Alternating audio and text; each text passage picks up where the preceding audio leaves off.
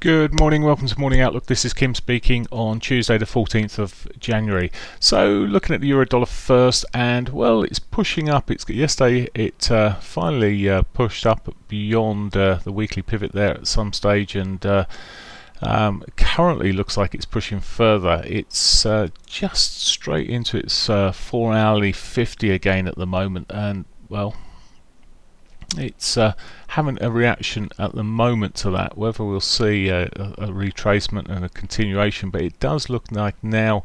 We had a reaction yesterday. I was talking about the weekly pivot. We had the reaction to that. It never really followed through to the downside. It bounced back again.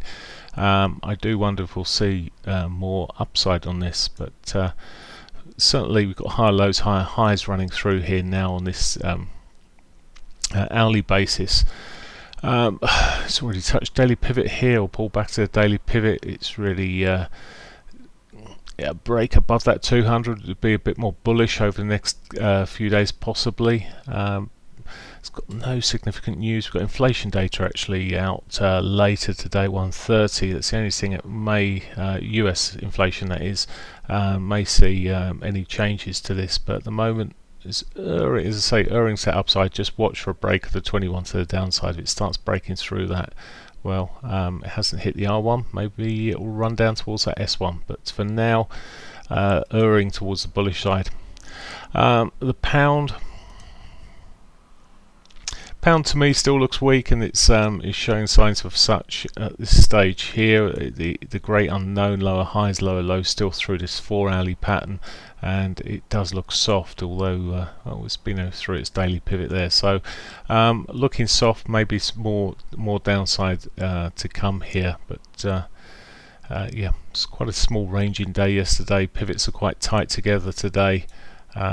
No data out there, but it does look like that from the comments that have come through from the Bank of England members, or the members of the MPC committee, is that they're erring towards a potential rate cut. So that's sort of being reflected in the way this pound's running at the moment. Okay, dollar yen. Dollar yen, well, solid push up until now. It has run into its monthly R2 and had a bit of a reaction to that. Sold off a little bit there. Yeah, I can't really see too much in the way of divergence at the highs there, but has got the daily pivot underneath, which could be a draw. Break already, lower high maybe in between there that's come through.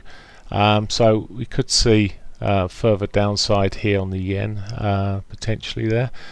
Any test of that daily pivot, well, that may be the point of support, but we'll see how it rolls, or doesn't, whichever. Aussie dollar,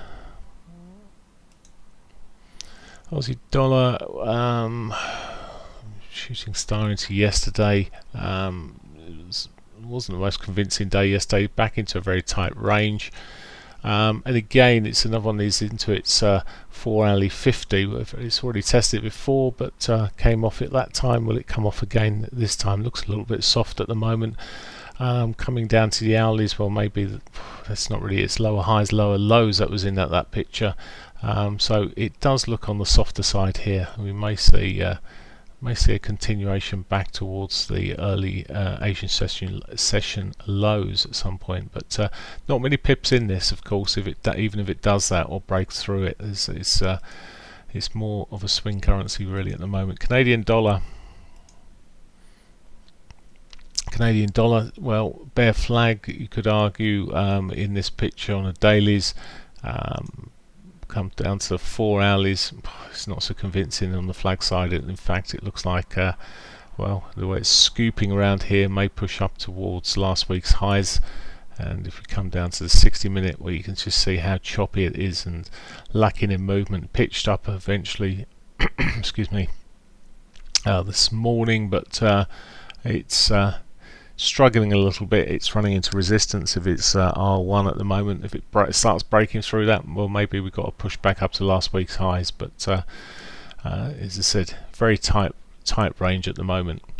As you probably know, the S&Ps have been flying along, and let's just bring the futures up here. If you're following the futures, been following on yet new higher highs there, new all-time highs, pitching through the current session. But yesterday closed up positively.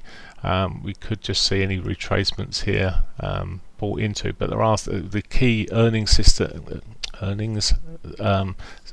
sessions or season even started this week, so watch out some for volatility if you're trading the S&Ps. But as I said, at the moment, really any sell-off that comes from any of this earnings season may be bought into at some point, the way these markets are going. But there we are. News-wise today, as I've said, only real significant news there really is at 1:30. We've got the US inflation data, the CPI data coming out at 1:30. Before then, it's very low-key data. Have a great day. Bye for now.